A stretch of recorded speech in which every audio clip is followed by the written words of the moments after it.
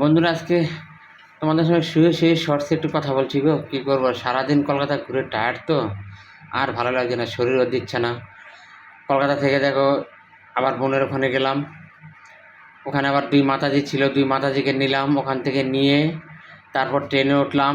ধরেছিলাম ট্রেনটা হচ্ছে ম্যামো লালগোলা, কিন্তু দুঃখের বিষয় এটাই যে উঠে গিয়ে সিট পেলাম না। বাচ্চা দুটো কি কষ্ট করলো দাঁড়িয়ে থেকে গো ট্রেনে, কি বলবো, সত্যি খুব কষ্ট পেয়েছিলাম।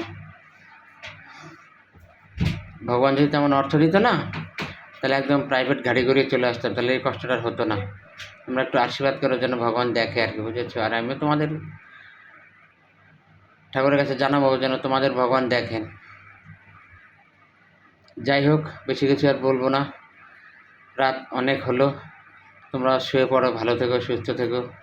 আর পরের ভিডিও কিংবা পরের শর্টসগুলো বা কিংবা ফেসবুকের ভিডিওগুলো দেখার জন্য অপেক্ষা করো। আর আমিও তোমাদের ভিডিওগুলো দেখার জন্য অপেক্ষায় থাকবো, কেমন? আর আমার ভিডিওতে কিংবা ফেসবুকে কিংবা শর্টসে হয়তো কথায় বা কাজে ভুল হতে পারে, সেটা কেউ নিজের সন্তান মনে করে কিংবা দাদা মানে